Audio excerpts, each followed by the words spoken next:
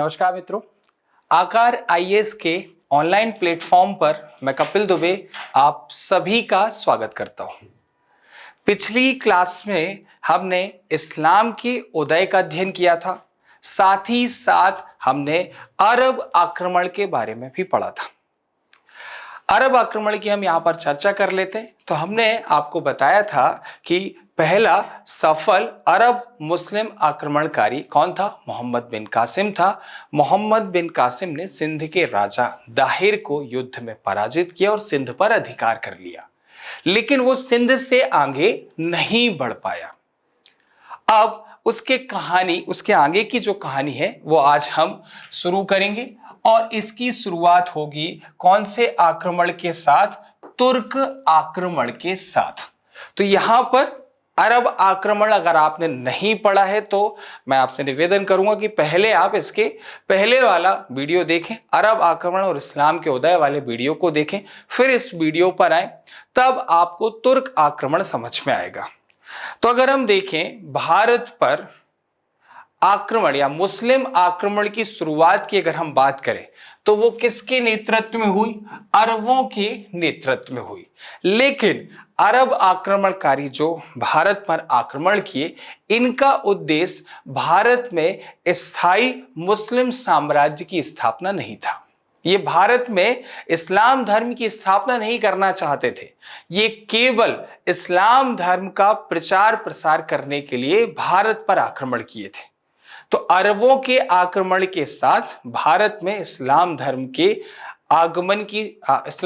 आगमन हुआ, इस्लाम धर्म की शुरुआत हुई, लेकिन ये स्थायी मुस्लिम साम्राज्य स्थापित नहीं कर पाए क्योंकि इनका उद्देश्य ही नहीं था। अब जो स्थायी मुस्लिम साम्राज्य, क्या बोल रहे हैं हम बार बार? स्थायी मुस्लिम साम्राज्य स्थापित करने में कौन असफल रहे? अरब। और स्थापित करने का श्रेय किसको दिया जाता है? तुर्कों को। तो अरबों के बाद किसने आक्रमण किया भारत पर? तुर्कों ने आक्रमण किया। और तुर्क मुस्लिम आक्रमणकारी जो थे, ये भारत में एक स्थायी मुस्लिम साम्राज्य स्थापित करने में सफल रहे। इसलिए यहां पर ये जो पंक्ति लिखी हुई है, इसको आपको याद रखना है क्योंकि ये महत्वपूर्ण प्रश्न है। प्रश्न दो तरीके के यहां पर मैं आपके साथ साझा कर रहा हूं जो पूछे जाते हैं। पहला प्रश्न ये पूछा जाएगा कि भारत में इस्लाम धर्म का आगमन किस आक्रमण के साथ या किनके द्वारा हुआ? तो आपका उत्तर होगा अरबों के द्वारा। फिर पूछ लेगा कि भारत में स्थायी मुस्लिम साम्राज्य की स्थापना का श्रेय किसको दिया जाता है? तो आपका उत्तर होगा तुर्कों को इसका श्रेय प्रदान किया जाता है। अब हम बात करेंगे तुर्क आक्रमण की। तो ये मैंने जो कहानी थी वो आपको बता दी कि आक्रमण या भारत में इस्लाम धर्म का आगमन किसके साथ हुआ है? अरबों के साथ। लेकिन ये स्थायी मुस्लिम साम्राज्य की स्थापना भारत में करने में असफल रहे, इसका श्रेय किसको दिया जाता है? तुर्कों को दिया जाता है। अभी हम उसको समझेंगे कि किस प्रकार तुर्कों ने भारत में स्थायी मुस्लिम साम्राज्य को स्थापित किया। अब तुर्कों की बात करें तो तुर्क मूल रूप से क्या थे? ईरानी थे। तुर्क मूल रूप से क्या थे? ईरानी थे। और जब अरब आक्रमण हो रहे थे तो ये अरबों के डर से कहां भाग गए? तुर्कमेनिस्तान भाग गए। ठीक है, तो तुर्क मूल रूप से क्या थे? ईरानी थे। और अरब आक्रमण के समय ये कहां भाग गए? तुर्कमेनिस्तान भाग गए। और तुर्कमेनिस्तान में ये तुर्कों के साथ इतना घुल मिल गए कि इनके वंशज ही क्या कहलाने लगे? इनके वंशज ही तुर्क कहलाने लगे। बात समझ में आई आपको कि तुर्क मूल रूप से क्या थे? ईरानी थे। अरब आक्रमण के समय ये तुर्कमेनिस्तान भाग गए और वहां पर तुर्कों के साथ रहने लगे। तुर्कों के साथ इतना घुल मिल गए कि ये इनके वंशज क्या कहलाने लगे? तुर्क कहलाने लगे। अब यहां पर हम स्वतंत्र तुर्की साम्राज्य की बात करेंगे जिसका संस्थापक कौन होगा? अलप्तगीन होगा। तो यहां पर अगर हम देखें तो तुर्कमेनिस्तान गए, वहां पर तुर्कों के साथ घुल मिल गए। वहां पर एक व्यक्ति था जिसका नाम क्या था? अलप्तगीन। क्या नाम था? यहां पर फोटो में भाई साहब दिखाई भी दे रहे हैं, इनका नाम क्या है? अलप्तगीन। ठीक है, तो यहां पर ये देखिए जिस तरीके से फोटो आपको दिखाई दे रही है तो आपको समझ में आ गया कि ये बहादुर और लड़ाकू इंसान था। ठीक है। तो अलप्तगीन ने क्या किया, अलप्तगीन चाहता था कि वो स्वतंत्र तुर्की राज्य की स्थापना करे। तो अलप्तगीन ने वहां के लोगों को इकट्ठा किया और इकट्ठा करने के बाद इन्होंने स्वतंत्र तुर्की राज्य की स्थापना करी। कहां पर? गजनी में। तो गजनी में स्वतंत्र तुर्की राज्य की स्थापना किसके द्वारा की गई? अलप्तगीन के द्वारा। राजधानी भी क्या बनाई गई? गजनी बनाई गई। तो यहां पर अगर हम देखें, और इनने जो वंश शुरू किया, अलप्तगीन ने अपने वंश का नाम क्या रखा? गजनवी वंश या यामिनी वंश रखा। तो यहां पर अगर हम दो तरीके के प्रश्न डिस्कस कर लेते हैं। प्रश्न इस तरीके से भी बन सकता है कि स्वतंत्र तुर्की राज्य की स्थापना का श्रेय किसको प्रदान किया जाता है? तो आपका उत्तर क्या होगा? अलप्तगीन।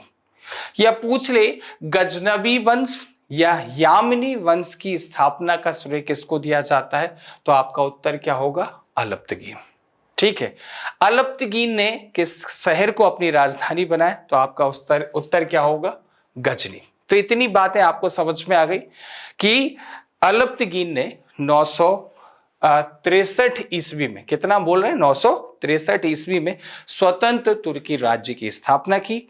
इसने राजधानी गजनी बनाई और इसने अपने वंश का नाम रखा गजनवी वंश या यामिनी वंश। ठीक है। अब इतनी बात समझ में आ गई। अब अलप्तगीन की मृत्यु हो गई, और जब अलप्तगीन की मृत्यु हुई तो मृत्यु के बाद एक राजा कौन बना? इसहाक। इसहाक के बाद कौन बना? बलक्तगीन। बलक्तगीन के बाद कौन बना? पीराई। और पीराई के बाद कौन बना? सुबुक्तगीन। अब यहां पर आपको सीधे किसका नाम याद रखना है? सुबुक्तगीन का। ये तो सीक्वेंस बताने के लिए आप ये बोलेंगे कि सर ने बीच में कहानी छोड़ दी, इसलिए मैं आपको यहां पर पूरी चीजें बता रहा हूं। लेकिन ना कभी इसहाक पूछा गया है, ना बलक्तगीन पूछा गया, ना पीराई पूछा गया है। सीधे हमें किसको याद रखना है? सुबुक्तगीन को। सुबुक्तगीन भी नहीं पूछा गया, लेकिन अगर हम सुबुक्तगीन को छोड़ देंगे तो आगे की कहानी अधूरी रह जाएगी, आपको समझ में नहीं आएगी। इसलिए सुबुक्तगीन को साथ में लेके चलना जरूरी है। तो हमने बोला अलप्तगीन की मृत्यु हुई। अलप्तगीन की मृत्यु के बाद शासक हुए कौन? इसहाक हुआ, बलक्तगीन हुआ और पीराई हुआ। उसके बाद कौन हुआ? सुबुक्तगीन हुआ। अब हम सीधे किसकी बात करेंगे? सुबुक्तगीन की बात करें। तो जो सुबुक्तगीन था ये कब राजा बना? 977 ईस्वी में शासक बना। कहां का शासक बना? गजनी का शासक बना। और ये जो सुबुक्तगीन भाई साहब, इनकी भी फोटो हमने यहां पर लगाई है। तो सुबुक्तगीन की अगर हम बात करें तो सुबुक्तगीन जो था अलप्तगीन का क्या था? गुलाम। और कौन था? दामाद था। गुलाम और दामाद किसका? अलप्तगीन का गुलाम और दामाद कौन था? सुबुक्तगीन था। शायद यहां पर लिखा भी होगा, ये लिखा भी है कि सुबुक्तगीन अलप्तगीन का गुलाम और दामाद था, जो 977 ईस्वी में गजनी का शासक बना। अब इसने क्या किया? इसने ये सोचा कि अलप्तगीन ने जो साम्राज्य या स्वतंत्र तुर्की राज्य स्थापित किया है, इसका हमें क्या करना है? विस्तार करना है। तो इसने गजनी से लगे हुए जो आसपास के क्षेत्र थे वहां पर इसने क्या किया? आक्रमण किया और छोटे छोटे राज्यों पर क्या कर लिया? अधिकार कर लिया। तो जो गजनवी वंश या यामिनी वंश का शासक हुआ सुबुक्तगीन, उसने क्या किया? अपने साम्राज्य का विस्तार किया। अलप्तगीन ने इसकी शुरुआत की थी गजनी, और गजनी के आसपास के क्षेत्रों पर किसने अधिकार कर लिया? सुबुक्तगीन ने अधिकार कर लिया। तो यहां पर अगर हम देखें, जब ये इसने आसपास अधिकार कर लिया, गजनी कहां पर आता है? अफगानिस्तान में आता है। और अफगानिस्तान और पुराने अगर हम भारत की बात करें, ये हम कब की बात कर रहे हैं? 977 ईस्वी की बात कर रहे हैं। तो उस समय अगर हम देखें तो अफगानिस्तान वाला हिस्सा किससे लगता था? कश्मीर से लगता था। और इस समय कश्मीर में हिंदू शाही वंश का शासन था। तो यहां पर तुर्कों, यानी देखो गजनी के आसपास के क्षेत्र पर किसका अधिकार है? सुबुक्तगीन। और उसके क्षेत्र से किसका क्षेत्र लग गया? कश्मीर का क्षेत्र लग गया। तो इन दोनों के बीच में आपस में क्या चलता रहता था? संघर्ष चलता रहता था। अभी ये जो संघर्ष आपको बताया, इसको मैं आगे कनेक्ट करने वाला हूं।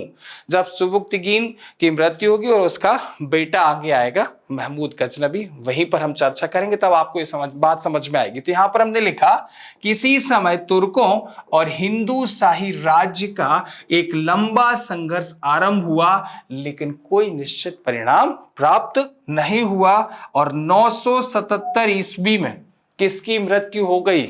सुबुक्तगीन की मृत्यु हो गई। तो दो चीजें, पहला राजा कौन था? अलप्तगीन, दूसरा कौन था? सुबुक्तगीन। तो 977 में अलप्तगीन का गुलाम और दामाद सुबुक्तगीन राजा बना।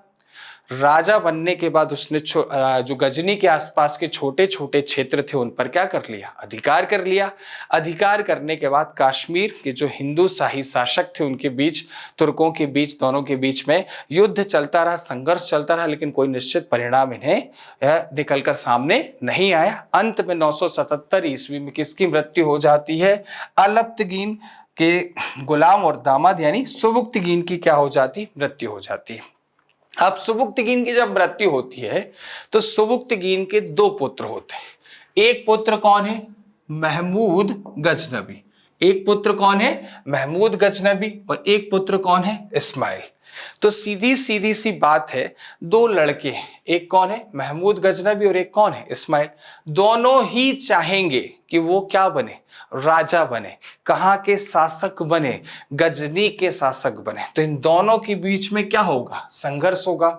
और महमूद गजनबी ने किसकी हत्या कर दी? इस्माइल की हत्या कर दी। और इस्माइल की हत्या कर दी, अकेला कौन बचा? महमूद गजनबी, जो किसका लड़का था? सुबुक्तगीन का लड़का था। तो सुबुक्तगीन के दो लड़के, महमूद गजनबी, इस्माइल। महमूद गजनबी ने किसकी हत्या कर दी? इस्माइल की हत्या कर दी। यहां पर लिखा है कि 998 ईस्वी में महमूद गजनबी ने अपने छोटे भाई इस्माइल की हत्या कर दी और वो क्या बन गया? तुर्क राज्य का शासक बन गया। अब यहां से हम किसकी शुरुआत करेंगे? महमूद गजनबी के बारे में पढ़ेंगे। तो ये महमूद गजनबी जो आप किताबों में पढ़ते हैं, डायरेक्ट हम किस पर उतर आते हैं? महमूद गजनबी पर उतर आते हैं। और हमें वहां पर कनेक्शन बिठालना कैसा हो जाता है? मुश्किल हो जाता है। तो इसलिए मैंने आपको पूरी कहानी समझाई है। हमने आपको बताया कि अरब आक्रमण हुआ, अरब के बाद कौन है? तुर्क आए। तुर्क मूल रूप से क्या थे? ईरानी थे। अरब आक्रमण के समय कहां चले गए? तुर्कमेनिस्तान चले गए। और जब तुर्कमेनिस्तान चले गए, वो तुर्कियों के साथ इतने घुल मिल गए कि वो उनके वंशज कौन कहलाने लगे? तुर्की कहलाने लगे। फिर स्वतंत्र तुर्की राज्य की स्थापना किसने की? अलप्तगीन ने की 963 ईस्वी में। इसने अपनी राजधानी बनाई गजनी और अपने वंश का नाम रखा गजनवी वंश या यामनी वंश। अलप्तगीन की मृत्यु हुई, उसके बाद इसहाक, फिर पीराई और बलक्तगीन शासक हुए। उसके बाद उसका गुलाम एवं दामाद, जिसका नाम क्या था? सुबुक्तगीन, 977 ईस्वी में गजनी का राजा बना। छोटे छोटे क्षेत्रों पर उसने अधिकार कर लिया। उसकी सीमा कश्मीर के शासक के साथ लगने लगी। दोनों के बीच में लंबे समय तक संघर्ष हुआ, लेकिन कोई निश्चित परिणाम नहीं निकला। उसके बाद 997 ईस्वी में किसकी मृत्यु हो जाती है? सुबुक्तगीन की मृत्यु हो जाती है। सुबुक्तगीन के दो पुत्र रहते, महमूद गजनबी, और महमूद गजनबी के साथ कौन है? इस्माइल। दोनों के बीच में युद्ध होता है या संघर्ष होता है और महमूद गजनबी अपने छोटे भाई इस्माइल की हत्या कर देता है और स्वयं क्या बन जाता है? गजनी का शासक बन जाता है। तो यहां पर यह बात आपको याद रखनी है कि गजनी का शासक कौन बन गया? सुबुक्तगीन बन गया। ठीक है, गजनी का शासक कौन बन गया? महमूद गजनबी बन गया। तो अब हम यहां पर किसके बारे में चर्चा करेंगे? महमूद गजनबी। और इतिहास के दृष्टिकोण से मध्यकालीन भारतीय इतिहास की अगर हम बात करें तो बहुत ही फेमस भी है। आपने सुना होगा इसके आक्रमण के बारे में, सोमनाथ आक्रमण के बारे में। तो आज हम विस्तृत चर्चा यहां पर करने वाले हैं किसके बारे में? महमूद गजनबी के बारे में। तो अभी आपको अरब आक्रमण याद हो गया, तुर्क आक्रमण की स्थापना भी आपको याद हो गई होगी। अब हम किसके बारे में चर्चा करेंगे? महमूद गजनबी के बारे में चर्चा करेंगे। अगर आपको कोई भी डाउट हो रहा है तो ऑनलाइन क्लास में या रिकॉर्डेड क्लास में आपके लिए सबसे अच्छी फैसिलिटी क्या है? आप इस वीडियो को बार बार देखें। आप कितनी भी बार देख सकते हैं। जो भी डाउट हो रहा है आपको खुद ही समझ में आ जाएगा। नहीं है तो आप मैसेज कर सकते हैं, उसमें आपकी जो समस्या है, शंका समाधान, उनका सबका समाधान कर दिया जाएगा। ठीक है, तो यहां पर अब हम बात करते हैं महमूद गजनबी की। तो सबसे पहले आपने महमूद गजनबी पढ़ा तो होगा, लेकिन यहां पर हम थोड़ा नए तरीके से पढ़ेंगे। तो आपको महमूद गजनबी का क्या याद रखना है? कार्यकाल यानी कि टाइम पीरियड याद रखना है। पहला काम महमूद गजनबी का कार्यकाल या टाइम पीरियड याद रखना है। अब बताइए महमूद गजनबी का कार्यकाल कितना है? 998 ईस्वी से 1030 ईस्वी। अब आप पूछेंगे कि सर टाइम पीरियड क्यों याद करना है? तो टाइम पीरियड अगर आप याद कर लेंगे तो आपको इसका फायदा मिलेगा। सबसे पहली चीज क्या क्लियर हो जाएगी कि 998 से शुरू हुआ, यानी ये शासक कब बने? 998 ईस्वी में। इसके पास सत्ता कब आई? 998 ईस्वी में। और दूसरा क्या लिखा है? 1030, यानी 1030 में इनकी क्या हो गई है? मृत्यु हो गई है। तो शासक बना 998 ईस्वी में, मरा कब? 1030 ईस्वी में। अब इनके द्वारा जो भी कांड किए गए होंगे, जो भी कार्यक्रम किए गए होंगे, जो भी आक्रमण किए गए होंगे, जो भी नियम आदेश लागू किए गए होंगे, वो किस टाइम पीरियड में हुए होंगे? 998 से लेके 1030 ईस्वी के बीच में। तो कभी आपको टाइम पीरियड याद नहीं रखा या कोई भी प्रश्न पूछा गया कि निम्नलिखित घटना महमूद गजनबी से संबंधित है या नहीं, तो अगर आप देखेंगे कि वो घटना 998 से 1030 के बीच में है, तो किसके समय की घटना होगी? महमूद गजनबी के समय की घटना होगी। तो ये आपको टाइम पीरियड याद करने का फायदा मिल जाएगा। ये बात आपको इतनी याद रखनी है, ठीक है। तो सबसे पहले हमने क्या याद रखा? महमूद गजनबी का टाइम पीरियड कितना है बताइए जल्दी से? 998 ईस्वी से 1030 ईस्वी।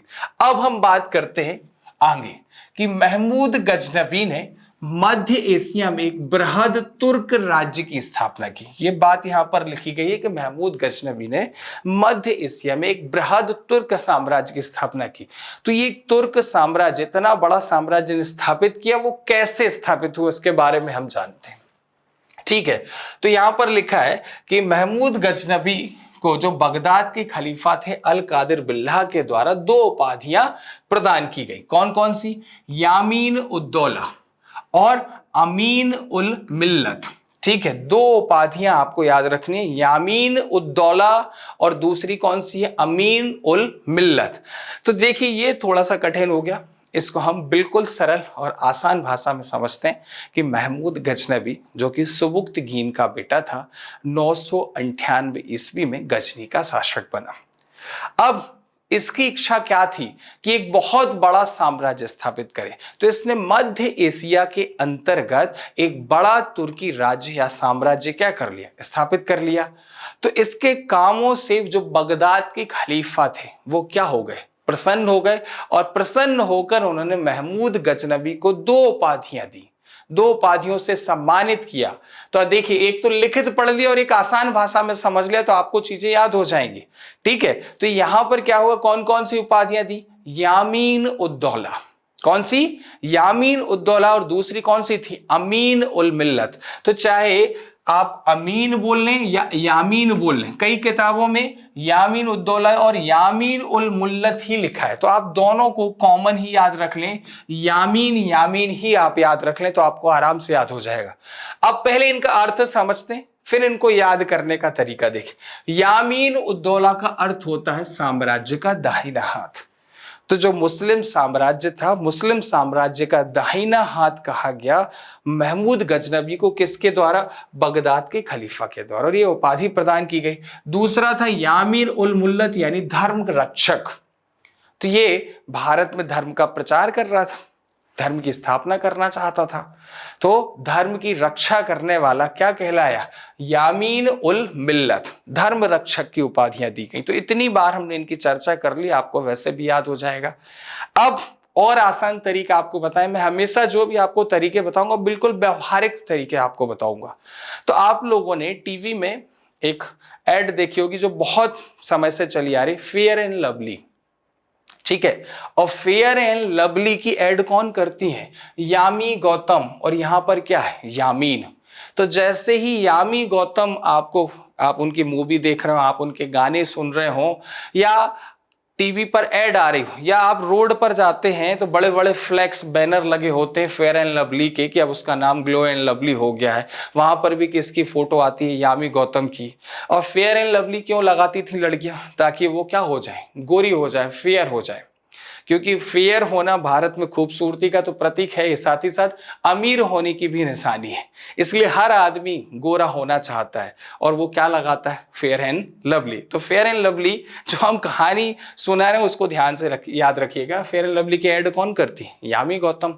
यामी गौतम क्या लगा रही? फेयर एंड लवली, ताकि उन्हें कौन से महाराज पसंद कर ले? महमूद गजनबी पसंद कर ले। या हम ये बोल सकते हैं कि महमूद गजनबी को इम्प्रेस करने के लिए यामी जी क्या लगाती है?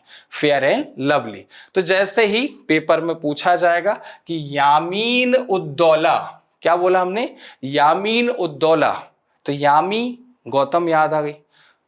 किसकी मैडम है? महमूद गजनबी की। तो आपको याद आ जाएगा कि महमूद गजनबी को बगदाद के खलीफा ने कौन सी उपाधि प्रदान की थी? यामीन उद्दौला की उपाधि प्रदान की थी। और दूसरी कौन सी थी? यामीन या अमीन उल मिल्लत। तो ये दो उपाधियां किसको प्रदान की गई थी? महमूद गजनबी को।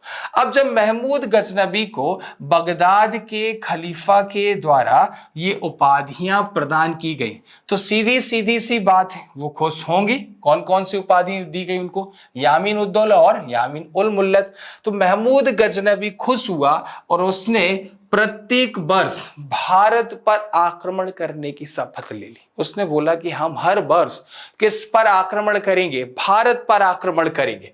तो यहां पर अगर हम देखें तो भारत पर उसने कुल कितनी बार आक्रमण किया? 17 बार आक्रमण किया। और यह बहुत ही महत्वपूर्ण प्रश्न ये पूछा जाता है कि महमूद गजनबी ने भारत पर कुल कितनी बार आक्रमण किया? तो 17 बार आक्रमण किया। ऐसी जानकारी हमें किसने प्रदान की? प्रसिद्ध इतिहासकार हैं कौन? हेनरी। और दूसरे कौन है? इलियट। तो हेनरी और इलियट के अनुसार अगर हम बात करें तो महमूद गजनबी ने भारत पर कुल कितनी बार आक्रमण किया है? 17 बार आक्रमण किया। याद हो गई आपको बात? तो इसको बगदाद के खलीफा ने दो उपाधियां दी, दो उपाधियों से सम्मानित किया। महमूद गजनबी खुश हो गया। उसने बोला कि मैं भारत पर हर साल आक्रमण करूंगा। अब कितनी बार आक्रमण किया? 17 बार क्या किया है? आक्रमण किया है। याद हो गया आपको? ये याद रखना है कि महमूद गजनबी ने भारत पर कितनी बार आक्रमण किया है। तो महमूद गजनबी ने भारत पर कुल 17 बार आक्रमण किया है। अब कोई आक्रमण कर रहा है तो आक्रमण का क्या होगा? कुछ ना कुछ तो उद्देश्य होगा। तो इसके आक्रमण का पहला उद्देश्य क्या था? इस्लाम धर्म का प्रचार प्रसार करना और धन दौलत लूटना। ये दोनों चीजें यहां पर मैंने मेंशन करी। इसका उद्देश्य क्या था? इस्लाम धर्म का प्रचार करना और दूसरा क्या था? धन दौलत लूटना। ये चीजें याद हो गई। अगर आपको ये दोनों उद्देश्य याद हो गए तो इन दोनों उद्देश्यों से हम कनेक्ट करके कुछ और चीजें भी याद करेंगे।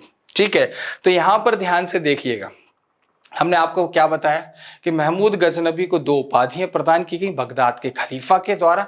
महमूद गजनबी खुश हुआ। उसने बोला कि हम भारत पर बार बार आक्रमण करेंगे, हर साल आक्रमण करेंगे। कुल कितनी बार आक्रमण किया?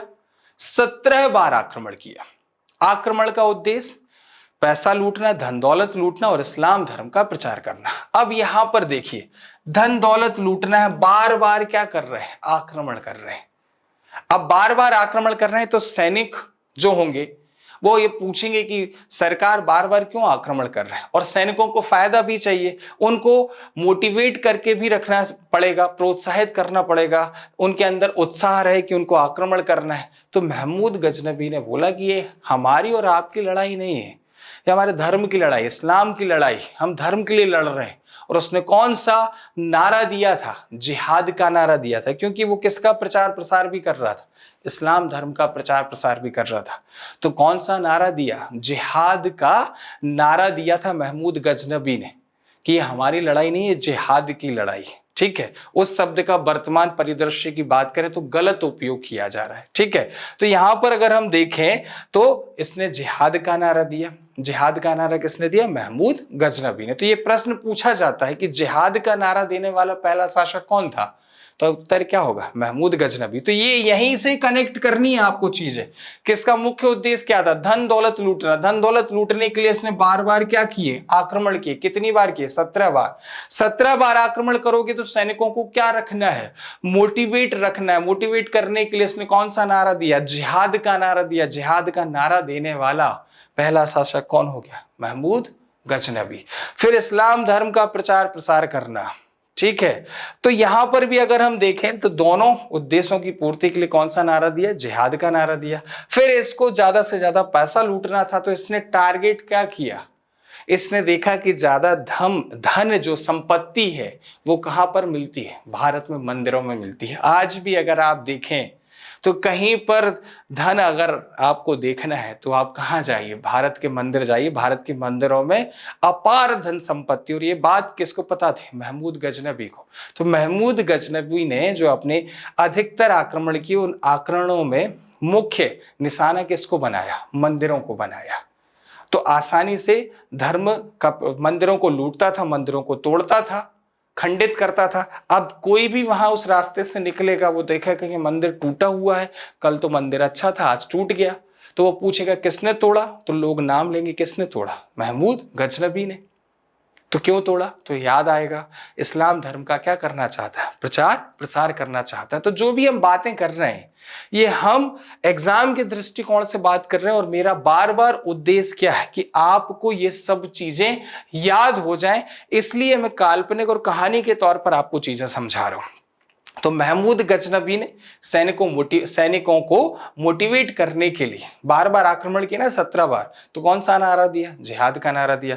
इस्लाम धर्म का प्रचार प्रसार करने के लिए मंदिरों को तोड़ा। मंदिर तोड़ने की इसने कसम भी खाई थी, जिस कारण इसने अपना नाम क्या रखा था? बुत सिकन, यानी मूर्ति भंजक।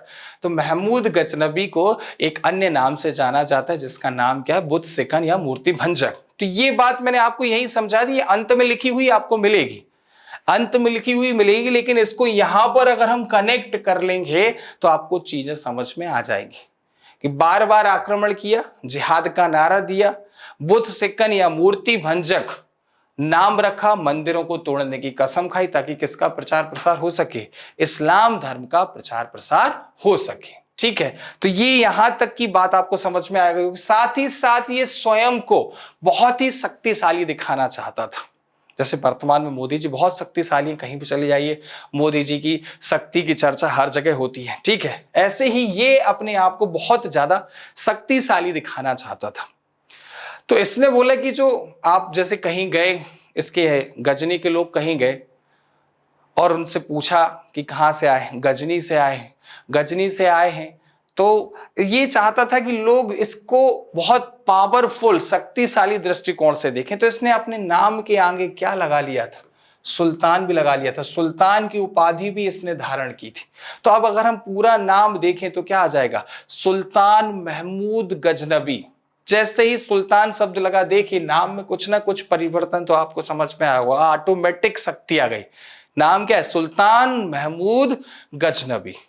तो अपने आप को शक्तिशाली दिखाने के लिए, पावरफुल दिखाने के लिए इसने सुल्तान की उपाधि धारण की, और ये पहला सुल्तान भी था। इसकी चर्चा भी हम आगे करने वाले हैं। तो अभी यहाँ पर हम जो हमने बात करी है पहले उसके बारे में हम समझते हैं, उसके बाद हम आगे चर्चा करेंगे कि जो महमूद गजनबी था उसने भारत पर कितने आक्रमण किए? 17 आक्रमण किए। तो पहले हम इन आक्रमण के बारे में जानते हैं कि ये आक्रमण कौन कौन से थे। इन आक्रमण को समझने का हम प्रयास करते हैं, उसके बाद आगे हम अपनी बात पर वापस आएंगे। ठीक है, तो ये 17 आक्रमण थे, उन आक्रमणों की हम चर्चा करने वाले हैं। ठीक है, तो यहां पर हेडिंग डाली हुई है कि महमूद गजनबी के भारत के प्रमुख आक्रमण। तो अगर आपने सुबुक्तगीन पढ़ा है तो हमने आपसे क्या बोला था कि सुबुक्तगीन गजनी और आसपास के क्षेत्रों पर उसने अधिकार कर लिया था। उसकी सीमा किसने लगने लगी थी? कश्मीर और उसके आसपास के क्षेत्र, जैसे हम देखें सिंध या मुल्तान, या वो वहां पर हम देखें तो पंजाब के क्षेत्र से उसकी सीमा लगती है। ठीक है, तो वहां पर जो हिंदू शाही वंश थे, चाहे वो कश्मीर के वंश हो, चाहे वो पंजाब के हों, चाहे वो मुल्तान सिंध के वंश हो, सबसे उसका संघर्ष जारी था, लेकिन वो सफल नहीं हुआ। अब कौन आया? महमूद गजनबी आया और ये क्या होगा? सफल होगा। अब सबसे महत्वपूर्ण चीज यहां पर आपको याद रखना है कि महमूद गजनबी का पहला आक्रमण, तो ये पूछा जाएगा पेपर में कि महमूद गजनबी का पहला आक्रमण कब हुआ और किसके खिलाफ हुआ, ये बहुत महत्वपूर्ण है। तो महमूद गजनबी का जो पहला आक्रमण है, अगर हम उसकी चर्चा करें तो वो कब हुआ है? 1001 ईस्वी में। ठीक है, 1000 में हुआ और चलता रहा यह संघर्ष 1001 तक, इसलिए दोनों सन वहां पर हमने शामिल किए हैं। तो महमूद गजनबी का जो पहला आक्रमण है जो भारत पर किया गया वो कब हुआ है? 1000 से लेकर 1021 ईस्वी के बीच में। अब कहां पर हुआ? तो यहां पर हम देखें, हिंदू शाही या ब्राह्मण शाही वंश के राजा कौन थे? जयपाल। कौन थे? राजा जयपाल। तो राजा जयपाल और महमूद गजनवी के बीच में 1000 ईस्वी में क्या हुआ है? संघर्ष हुआ है। ठीक है, बात याद हो गई। तो राजा जयपाल और महमूद गजनवी के बीच में 1001 ईस्वी में संघर्ष हुआ। अब परिणाम क्या हुआ? राजा जयपाल अति उत्साह में किससे लड़ लिए? महमूद गजनबी से। इनने इसको आसान समझा, लेकिन महमूद गजनबी आसान व्यक्ति नहीं था और महमूद गजनबी ने किसको हरा दिया? राजा जयपाल को हरा दिया। अब राजा जयपाल वापस आए अपने घर आए तो जनता ने उनकी बेइज्जती कर दी कि गए थे बहुत टसन में और हार के आ गए, बेइज्जती करवा के आ गए। तो यहां पर ये बात किसको घुटने लगी? राजा जयपाल को घुटने लगी कि यार मैं किससे युद्ध हार गया? महमूद गजनबी से युद्ध हार गया और उन्होंने हार की वजह से क्या कर ली? आत्महत्या कर ली। तो यहां पर लिखा हुआ है कि पराजय के कारण उन्होंने क्या कर ली? आत्महत्या कर ली। तो ये बात आपको याद रखना है कि राजा जयपाल पराजित हो गए थे और पराजित हो जाने के कारण उन्होंने क्या कर ली? आत्महत्या कर ली। तो बात समझ में आ गई आपको कि यहां पर हमने क्या बोला कि पहला आक्रमण 1001 ईस्वी में किया महमूद गजनबी ने। राजा जयपाल महमूद गजनबी के बीच में युद्ध हुआ। राजा जयपाल युद्ध में पराजित हुए। पराजय के कारण उन्होंने क्या कर ली? आत्महत्या। अब राजा जयपाल का बेटा कौन था? आनंदपाल। आनंदपाल शासक बन गया और आनंदपाल की अगर हम बात करें तो बचपन से ये सनी देओल की मूवी देख रहा था कि जैसे ही हम बड़े होंगे और हम किससे बदला लेंगे? महमूद गजनबी से बदला लेंगे। किससे बदला लेंगे? महमूद गजनबी से। और 1009 ईस्वी में आनंदपाल को ऐसा लगा कि अब वो किससे बदला लेने के लिए तैयार है? महमूद गजनबी से। किसकी मौत का बदला लेना था? राजा जयपाल की मौत का बदला लेना था, क्योंकि राजा जयपाल हार गए थे तो उन्होंने आत्महत्या कर ली थी और ये उन्हीं का बेटा था। तो आनंदपाल अपने पिता की पराजय का बदला किससे लेना चाहता था? महमूद गजनबी से। और आनंदपाल ने 1009 ईस्वी में किस पर आक्रमण कर दिया? महमूद गजनबी पर आक्रमण कर दिया। दोनों के बीच में युद्ध हुआ, लेकिन कौन हार गए? राजा आनंदपाल हार गए। अब राजा आनंदपाल ने क्षमा मांग ली। उन्होंने कहा कि ठीक है, कोई बात नहीं, अब हम अच्छे से रहेंगे। तो इनको इनका साम्राज्य वापस मिल गया। अब आनंदपाल के बाद कौन आए? त्रिलोचनपाल आए। कौन आए? त्रिलोचनपाल। तो ठीक है, जयपाल के बाद कौन आया? उनका पुत्र आनंदपाल। आनंदपाल के बाद कौन आए? त्रिलोचनपाल। 1018 ईस्वी में फिर से महमूद गजनवी से युद्ध हुआ। इस बार फिर से कौन हार गए? त्रिलोचनपाल। अंत में त्रिलोचनपाल की मृत्यु होने के बाद कौन आया? भीमपाल आया। और भीमपाल जो था इस हिंदू शाही वंश का क्या था? अंतिम शासक था। कौन था? भीमपाल। इस हिंदू शाही वंश का क्या था? अंतिम शासक था। भीमपाल और महमूद गजनवी के बीच में युद्ध हुआ। महमूद गजनवी ने भीमपाल की हत्या कर दी और उसने इस पंजाब, जहां के ये लोग शासक थे, पंजाब के शासक थे, पंजाब पर उसने पूर्ण रूप से क्या कर लिया? अधिकार कर लिया। तो 1020 में भीमपाल की मृत्यु के साथ ही पंजाब पर किसका अधिकार हो गया था? महमूद गजनवी का। तो महमूद गजनवी के बारे में हमने चर्चा कर ली। कौन से आक्रमण के बारे में चर्चा कर ली? पंजाब के आक्रमण के बारे में हमने चर्चा कर ली। एक बार जल्दी से दोहरा लेते हैं। सबसे पहले किसके साथ लड़ाई हुई? जयपाल के साथ। किसके साथ लड़ाई हुई? जयपाल। जयपाल हार गए, क्या कर ली? आत्महत्या 1001 में। फिर एक के बाद सीधे कहां पहुंच गए? 9। एक से कहां आना है, सीधे 9 आना है। 9 में कौन मिल गए, जयपाल के पुत्र कौन थे, आनंदपाल। आनंदपाल और महमूद गजनबी के बीच में युद्ध हुआ, आनंदपाल भी क्या हो गए, पराजित। 9 का डबल कर दो, फिर 9 साल बाद हम पहुंच गए तो कितना आ जाएगा, 18। 9 दूनी 18 होता है ना, तो 18 में कौन आ गए, त्रिलोचन पाल। ठीक है, 9 दूनी 18, दूनी और त्रिनी ऐसे याद रखना। आनंदपाल के बाद कौन आ गए, त्रिलोचन पाल। तीसरा लड़का था ना, तो 3 आएगा। यहां पर देखें, सॉरी, तीसरा शासक था, जयपाल पहला, आनंदपाल दूसरा, तीसरा कौन हो गया, त्रिलोचन पाल। तो 1018 में त्रिलोचन पाल। रटने में, याद करने में ज्यादा समस्या नहीं आएगी, आपको बिल्कुल सिंपल याद हो जाएगा, जयपाल, आनंदपाल और त्रिलोचन पाल। तीसरा कौन था, त्रिलोचन पाल। 18 में 1000, 1009, 1018। त्रिलोचन पाल के बाद कौन आ गए, भीमपाल। और भीमपाल के साथ ही इनकी मृत्यु हुई, इसके साथ ही वंश क्या हो गया, समाप्त हो गया। और संपूर्ण पंजाब पर किसका अधिकार हो गया, महमूद गजनबी। यानी यहां पर कौन सा वंश आ गया, गजनबी वंश। और ये हम आगे कनेक्ट करेंगे जब हम क्या पढ़ेंगे, मोहम्मद गौरी पढ़ेंगे, तब इसकी चर्चा करेंगे। तब आप भूल मत जाइएगा, नहीं तो आप बोले सर ये कहां से गजनबी वंश आ गया। तो याद रखना, पंजाब पर किसका अधिकार हो गया था, गजनबी का। किसका अधिकार, गजनबी का अधिकार हो गया था। यानी पंजाब पर कौन सा वंश आ गया, गजनबी वंश। अब इसके बाद अगर हम देखें तो 1018 ईस्वी में इसने कन्नौज, मथुरा और वृंदावन पर आक्रमण किया। कहां पर आक्रमण किया, देखिए ध्यान से सुनिएगा। 1018 ईस्वी में त्रिलोचन पाल के साथ भी लड़ा था, और 1018 ईस्वी में इसने कहां पर आक्रमण किया, कन्नौज, मथुरा और वृंदावन पर भी आक्रमण किया। अब जो कन्नौज, मथुरा और वृंदावन आपको दिखाई दे रहा है, कन्नौज, मथुरा और वृंदावन, यहां का शासक कौन था, राज्यपाल। ठीक है, तो कन्नौज, मथुरा और वृंदावन का शासक कौन था, राज्यपाल। जब महमूद गजनबी ने कन्नौज, मथुरा और वृंदावन पर आक्रमण किया तो राज्यपाल को डर लगा और वो बिना युद्ध करे, बिना महमूद गजनबी से युद्ध लड़े भाग गया। अब जब राजा ही नहीं है, शासक ही नहीं है, तो कोई समस्या ही उत्पन्न नहीं होगी।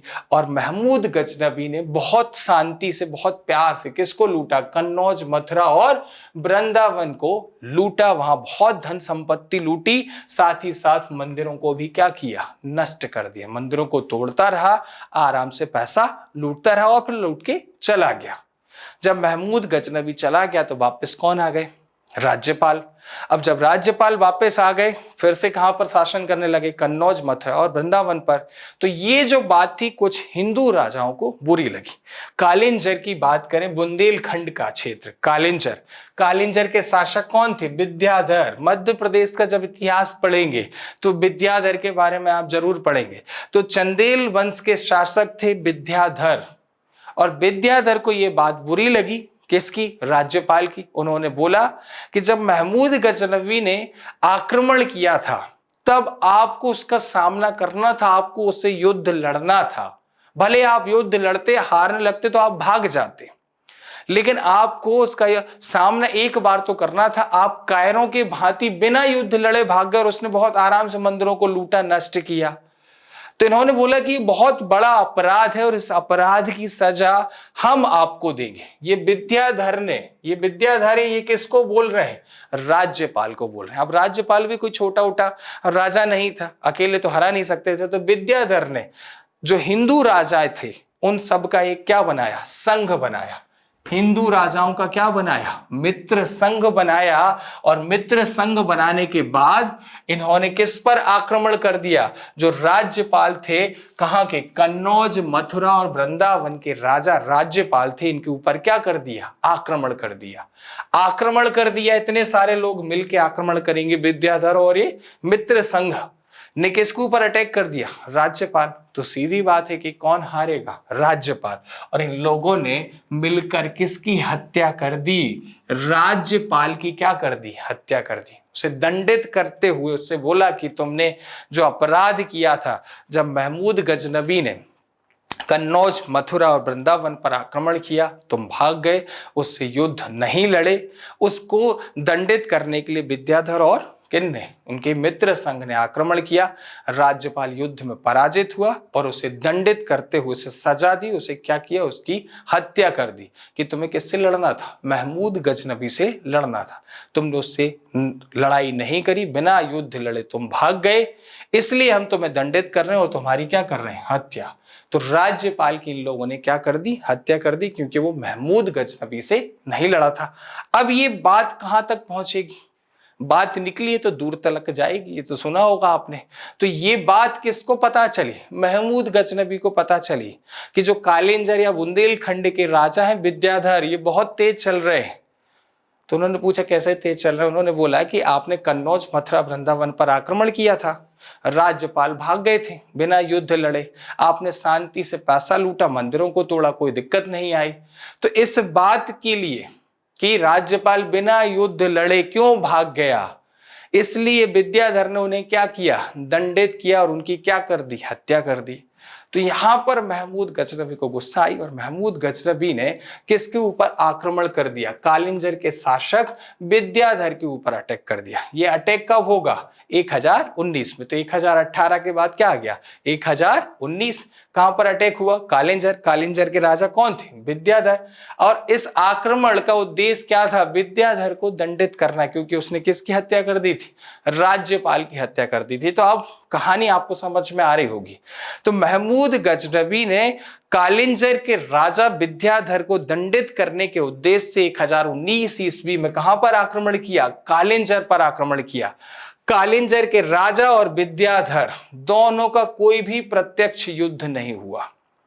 यानी महमूद गजनबी युद्ध लड़ रहा होगा, एक तरफ कौन लड़ रहे थे? दोनों एक साथ आमने सामने युद्ध नहीं लड़े, प्रत्यक्ष रूप से युद्ध नहीं लड़े। और जब विद्याधर हारने लगा तो वो युद्ध छोड़ के भाग गया। ये देखिए, विद्याधर युद्ध भूमि से भाग गया। जब वो हारने लगा तो विद्याधर युद्ध भूमि छोड़ के भाग गया। जब महमूद गजनबी वापस जाने लगा तो फिर से उसके ऊपर किसने अटैक कर दिया? विद्याधर ने। विद्याधर ने अटैक किया, महमूद गजनबी से फिर कोई प्रत्यक्ष युद्ध नहीं हुआ। फिर वो हारने लगा तो फिर विद्याधर क्या हुआ? भाग गया। तो विद्याधर क्या करता था? जैसे ही युद्ध हारने लगता था भाग जाता था, और उसके बाद जैसे ही महमूद गजनबी वापस जाने लगता था तो फिर से युद्ध लड़ने के लिए आ जाता था, और फिर हारने लगा तो फिर भाग जाता था। तो यहां पर एक महत्वपूर्ण प्रश्न बनता है कि महमूद गजनबी से पराजित, पूर्ण रूप से पराजित ना होने वाला राजा कौन था? तो वो आएगा विद्याधर। ये बात आपको याद रखनी है कि विद्याधर एक ऐसा राजपूत राजा था जो महमूद गजनबी से कभी भी पराजित नहीं हुआ। ये बात आपको समझ में आ गई। यहाँ इसको हम फिर से अंडरलाइन कर देते हैं ताकि आपको चीजें समझ में आ जाएं। तो हमने यहाँ पर क्या बोला कि जो विद्याधर है वो ऐसा राजपूत राजा था जो महमूद गजनबी से कभी भी पराजित नहीं हुआ। लेकिन यहां पर अगर हम देखें तो इस अभियान में उसने बहुत सारी संपत्ति क्या कर ली थी? लूट ली थी। तो दो चीजें समझ में आई। जब आप कन्नौज, मथुरा और वृंदावन का अभियान समझेंगे तभी आपको किसका अभियान समझ में आएगा? कालिंजर का, क्योंकि इसका संबंध इससे है। ठीक है, तो कालिंजर के राजा विद्याधर और महमूद गजनबी के बीच में 1019 में युद्ध हुआ। कोई भी प्रत्यक्ष युद्ध नहीं हुआ। महमूद गजनबी से पराजित न होने वाला एकमात्र राजपूत शासक कौन था? विद्याधर था। अब उसके बाद नेक्स्ट आक्रमण की हम चर्चा कर लेते हैं। यह है सबसे महत्वपूर्ण और सबसे फेमस आक्रमण जो आपके पेपर में पूछा जाता है। आपके पेपर में जो सबसे ज्यादा महत्वपूर्ण, जो आपने सुना होगा, सोमनाथ आक्रमण। तो महमूद गजनबी ने सोमनाथ पर क्या किया? आक्रमण किया। कब किया? 1025-26 ईस्वी में। ये आपको याद रखना है। तो महमूद गजनबी का सबसे प्रसिद्ध और सबसे सफल अभियान आपसे पूछा जाए तो कौन सा आएगा? सोमनाथ अभियान या सोमनाथ आक्रमण। तो यहां पर लिखा है धन की दृष्टि से सर्वाधिक सफल अभियान। सबसे ज्यादा धन इसे मिला यहां से, इसलिए सफल अभियान, और सबसे ज्यादा फेमस भी यही अभियान हुआ। तो महमूद गजनबी का सबसे सफल अभियान, सबसे प्रसिद्ध अभियान पूछ ले तो कौन सा आएगा? सोमनाथ अभियान। सोमनाथ की अगर हम बात करें तो आक्रमण सोमनाथ पर कब किया गया था? 1025 में सबसे प्रसिद्ध आक्रमण, सबसे सफल आक्रमण, आक्रमण कब हुआ? 1025 में। और ये कौन से नंबर का आक्रमण था? तो ये 16वें नंबर का आक्रमण था। तीनों ऑब्जेक्टिव प्रश्न बनेंगे कि महमूद गजनबी का सबसे प्रसिद्ध एवं सबसे सफल आक्रमण बताइए। तो आंसर क्या आएगा? सोमनाथ आक्रमण। पूछ लेगा सोमनाथ आक्रमण कब हुआ, सोमनाथ पर महमूद गजनबी ने आक्रमण कब किया, तो आपका उत्तर क्या आएगा? 1025-26 ईस्वी में। नेक्स्ट पूछ लेगा कि सोमनाथ पर जो इसने आक्रमण किया वो महमूद गजनबी का कौन सा आक्रमण था, कौन से नंबर का आक्रमण था, तो आपका उत्तर क्या होगा? 16वां आक्रमण था। कौन सा आक्रमण?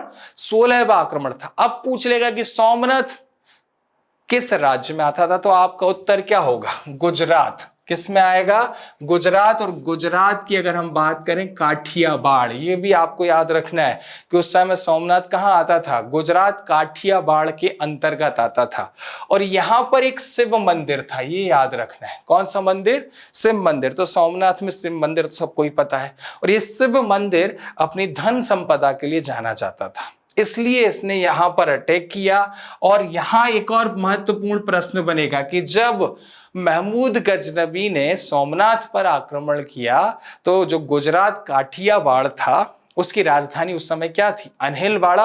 और वहां का शासक कौन था? तो वहां का शासक था भीमदेव प्रथम। ये आपको याद रखना है। कौन था? भीमदेव प्रथम। ये देखिए यहां पर हमने लिखा हुआ है भीमदेव प्रथम, और इन्हीं का दूसरा नाम क्या है? मूलराज प्रथम। और ये कौन से वंश से संबंधित थे? चालुक्य सोलंकी वंश से संबंधित थे। ये सब प्रश्न पूछे जाते हैं, ठीक है। तो सोमनाथ किसके अंतर्गत आता था? गुजरात, काठियावाड़। राजधानी क्या थी? अनहिलवाड़ा। वहां का शासक कौन हो गया? भीमदेव प्रथम या मूलराज प्रथम, जिसका संबंध था चालुक्य सोलंकी वंश से, ठीक है। अब यहां पर आक्रमण किया, उसने मंदिर को नष्ट किया, बहुत सारा पैसा लूटा, क्योंकि कौन हार गए थे? भीमदेव प्रथम हार गए थे। तो ये हमने अभी जिस अभियान के बारे में चर्चा करी, ये हमारा कौन सा अभियान था? सोमनाथ अभियान था। पुनः हम इसको देख लेते हैं। जो महत्वपूर्ण चीजें हैं आपको कहानी के माध्यम से मैं समझाता हूं कि 1025-26 ईस्वी में महमूद गजनबी ने गुजरात काठियावाड़ यानी कि सोमनाथ पर आक्रमण किया। ये महमूद गजनबी का सबसे प्रसिद्ध और सबसे फेमस और सबसे अधिक सफल अभियान माना गया, क्योंकि अपार धन संपत्ति उसने यहां से लूटी थी। फिर उसके बाद अगर हम देखें तो ये उसका 16वां आक्रमण था। इस समय गुजरात की राजधानी क्या थी? अनहिलवाड़ा। और यहाँ के राजा कौन थे? भीमदेव प्रथम या मूलराज प्रथम। अब हम अंतिम अभियान के बारे में चर्चा करते हैं। अंतिम अभियान की अगर हम यहां पर बात करें तो जो अंतिम अभियान है उसके बारे में समझते हैं। ये काफी महत्वपूर्ण अभियान है, इसको ध्यान से देखते हैं। तो जब महमूद गजनबी सोमनाथ से बहुत सारा पैसा लेकर जा रहा था तो उस पैसे पर किसकी नजर पड़ी? सिंध के जाटों की। उन्होंने सोचा कि क्यों ये इतना सारा पैसा लेके जा रहा, तो इसमें से अगर हमें थोड़ा सा मिल जाएगा तो हमारा तो फायदा ही है। लेकिन उनको ये पता था कि अगर वो महमूद गजनबी से प्रत्यक्ष रूप से लड़ेंगे, युद्ध करेंगे, तो वो हार जाएंगे, वो मारे जाएंगे। तो उन्होंने सोचा कि हमें इससे युद्ध नहीं लड़ना है, हमें केवल क्या करना है? धन दौलत लूटनी है, इसका पैसा लूटना है। तो जाटों ने योजना बनाई कि जब महमूद गजनबी की सेना का पड़ाव डलेगा तभी हम आक्रमण करेंगे। तो जब दिन भर सेना पैदल चलती है तो रात में आराम करती है, पड़ाव डालते हैं।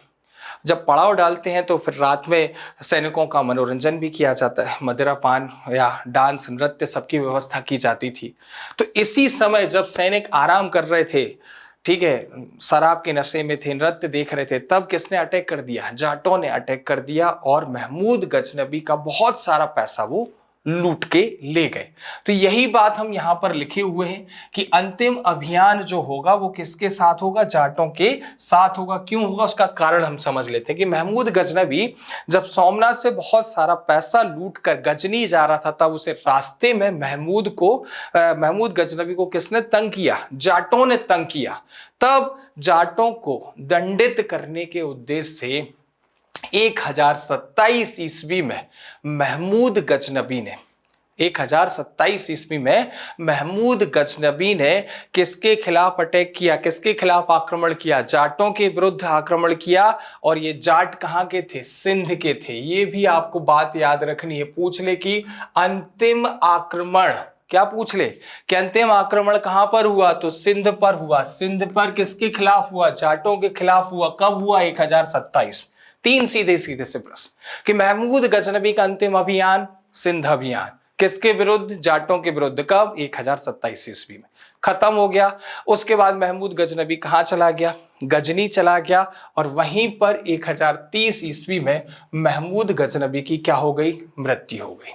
समझ में आया? अब महमूद गजनबी की उपाधियों के बारे में हम चर्चा करते हैं। तो महमूद गजनबी, ये हम चर्चा कर चुके हैं पहले। तो महमूद गजनबी के बारे में हमने चर्चा क्या करी कि महमूद गजनबी अपने आप को शक्तिशाली दिखाना चाहता था। उसने इतना बड़ा एक साम्राज्य स्थापित कर दिया था मध्य एशिया में। 17 बार उसने भारत पर आक्रमण किए थे। तो खुश होकर उसने कौन सी उपाधि धारण की? सुल्तान की उपाधि धारण की। और बगदाद के खलीफा से इसकी बाकायदा मान्यता भी ली। तो यहां पर इसका नाम क्या हो जाएगा? सुल्तान महमूद गजनबी। तो देखिए ताकत, पावरफुल दिखने लगा। तो यहां से प्रश्न आएगा कि पहला सुल्तान किसको माना जाता है? आपका उत्तर क्या होगा? महमूद गजनबी। ठीक है, यह बात आपको याद रखनी है। पूछ ले कि भारत का पहला सुल्तान या मध्यकालीन भारतीय इतिहास का पहला सुल्तान किसे माना जाता है? तो हमारा आंसर होगा महमूद गजनबी। फिर महमूद गजनबी ने भारत पर 17 बार आक्रमण किए और उसने कसम खाई कि वो मंदिरों को तोड़ेगा, मूर्तियों को तोड़ेगा। इसलिए इस कसम को याद रखने के लिए, बार बार उसे अपनी कसम याद आए, इसलिए उसने अपना नाम क्या रख लिया? बुत सिकन। बुत सिकन का मतलब क्या होता है? मूर्ति भंजक। तो उसने मंदिरों को तोड़ने की कसम खाई, इसलिए उसने अपना नाम क्या रख लिया? बुत सिकन, यानी मूर्ति भंजक। और तीसरा महत्वपूर्ण काम, उसने गाजी की उपाधि धारण की। ऐसा करने वाला पहला सुल्तान पूछे तो कौन आएगा? महमूद गजनबी। तो ये जो तीनों चीजें लिखी ये कई बार पूछी जा चुकी है, आप इनको हल्के में मत लीजिएगा।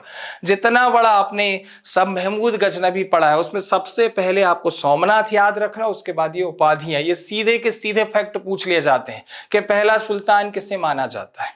उत्तर होगा महमूद गजनबी।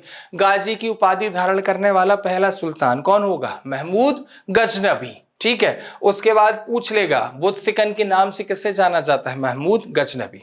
तो दोस्तों आज हमने महमूद गजनबी के बारे में जाना। महमूद गजनबी ने किस तरीके से भारत पर 17 आक्रमण किए, उन आक्रमण के बारे में जाना। अब महमूद गजनबी के समय कौन विद्वान रहते थे, कौन कौन सी ग्रंथ लिखे गए, इनके बारे में हम चर्चा करेंगे नेक्स्ट क्लास में। आज की क्लास के लिए इतना ही। धन्यवाद।